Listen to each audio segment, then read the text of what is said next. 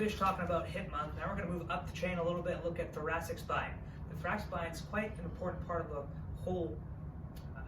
That's fine. Okay. That's fine. The whole spine, because we want to take a look at how it moves in relation to the shoulder and in relation to the lower back.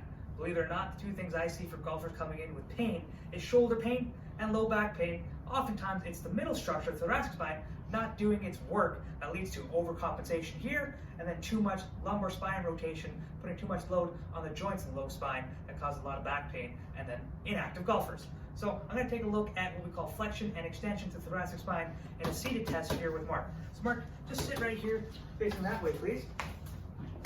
Okay. What I'm going to ask him to do is kind of pretend he has a golf ball between his knees. Squeeze tight there. This will take out some of the lumbar spine from moving if he were to move in flexion or extension. And then I'm going to ask him to put his arms across his chest. As you can see in the camera, we're looking for a nice uniform curvature. What we see with individuals nowadays is we spend a lot of time on the computer and we're in like this position more than we are in the opposite position. So we'll start with flexion, see how well he does with that. I'm assuming he'll do quite well. So try to think about bringing your elbow tips to your hip, bring your chin down to your chest, and rounding out through here. We're looking for like a uniform spinal curve. And for the most part, he does, okay? All the way through here. So that's pretty good. Now we do the opposite. So this one where people start to cheat. They start to lift through the low back before they lift through the T-spine. So I'm gonna have my hand on this low back and see if you can bring his elbow tips again to the ceiling. Okay, and we're looking for it. This starts to go uniform. And there's a little uniform, but he's flatter up through here. Let's say he's stuck right here and he can't do anymore, he has pain, then we're going to find out what's causing it. The interesting thing about the thoracic spine, you can take a break there, the thoracic spine extension is coupled with rotation. So if you have a struggle with extension, then more likely you have trouble with rotation. So let's take a look at rotation. So Mark, if you come move hands and knees facing the camera if you don't mind.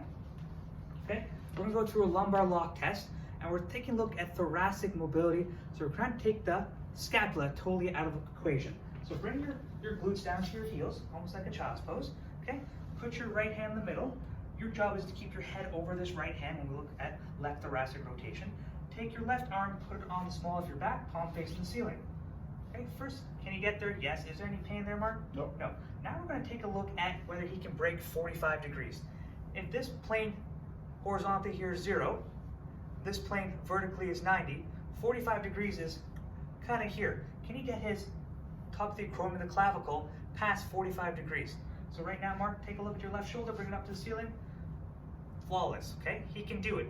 Are there any compensations happening? Is he starting to load this side? No, he's not. He's secure, his head is over his head, and he brings his left AC joint past 45 degrees. Let's say you're not like most of my clients, maybe you're right around here. He can't do 45 degrees, and that's actively. I'm gonna come over here and say, he can't do it actively, so can he do it passively? I'm gonna hook around here and stabilize his other side and bring him past. Oh, he can go passively. So if he can't do it actively, but he can do it passively, we're thinking maybe it's a motor control issue. Maybe he hasn't learned to do it without compensating. But if he can't do it actively or passively, we're thinking maybe it's a joint issue, maybe it's a muscle extensibility issue. Okay, come back, we'll do the other side now. Switch out.